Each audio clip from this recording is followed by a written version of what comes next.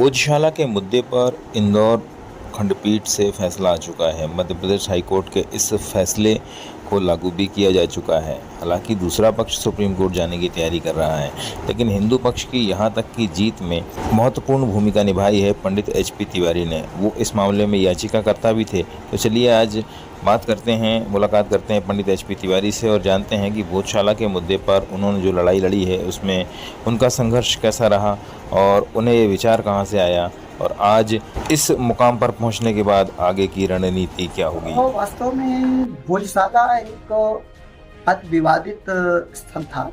वास्तव में विवादित तो था नहीं, उसको विवादित बना दिया गया, क्योंकि वहाँ पर जब हम जाते हैं देखते हैं कि वहाँ पर स्तंभ हैं, वहाँ पर जो दूसरी चीजें हैं, हवन कुंड है, सब कुछ सिर्फ और सिर्फ हिंदू प्रतीक उसमें आपको दिखाई देते हैं। उसमें कहीं कोई आवश्यकता ही नहीं होती किसी प्रमाण की। वो जो परिसर है खुद अपनों को प्रमाणित करता है कि मैं एक हिंदू मंदिर हूँ। पर चूंकि हम अखबारों में पढ़ा करते थे, वहाँ अक्सर विवाद हुआ करता था।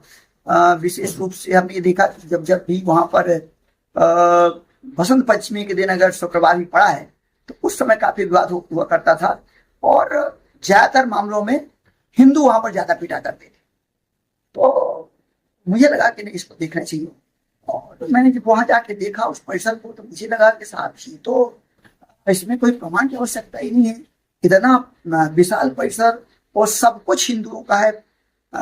खुद ये परिसर ही प्रमाणित कर रहा है।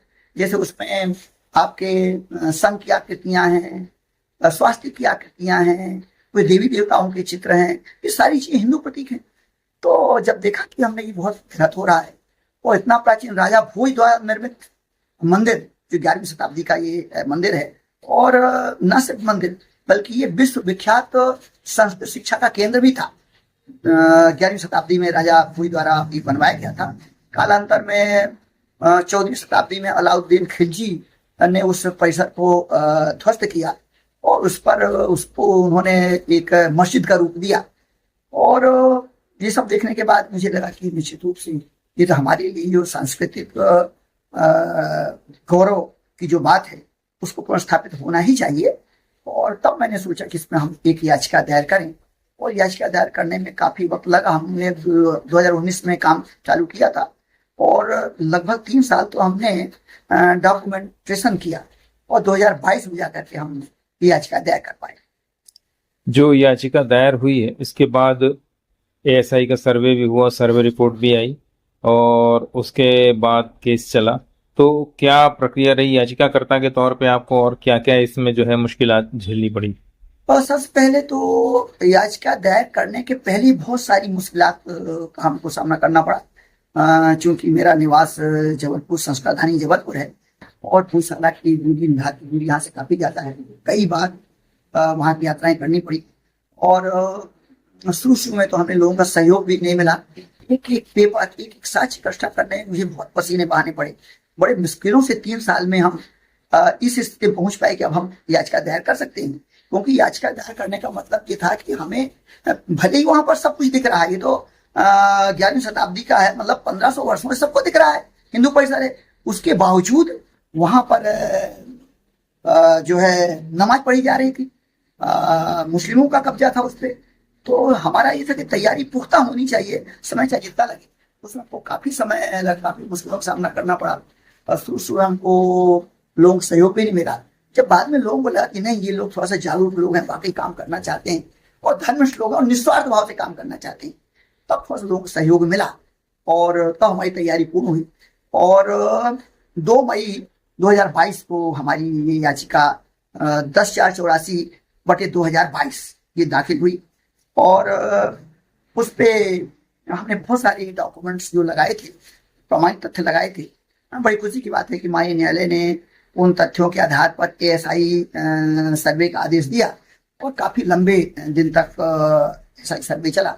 और उस एएसआई सर्वे में जो खुदाई हुई वो सारे साक्ष्य वो हिंदू पक्ष के थे। तो लोग विश्वास था कि अब वो सारी चीजें। और एक और बहुत महत्वपूर्ण बात थी इस केस में, वो जो हमारे लिए वही राहत की बात थी। 17 मार्च 2026 की बात थी। माननीय न्यायालय में सुनवाई चल रही थी, मैं न्यायालय में उपस्थित था। न्यायाधीश द्वय जस्टिस विजय कुमार शुक्ला और जस्टिस आलोक अवस्थी की बेंच सुनवाई कर रही थी। और उस समय उन्होंने कहा, कोर्ट ने निर्णय लिखने कि कोर्ट खुद जाएगी, हम खुद जाएंगे कोई साला निरीक्षण करने। उसके बाद निरीक्षण करने के बाद फिर हम 2 अप्रैल से नियमित सुनवाई करेंगे इसकी।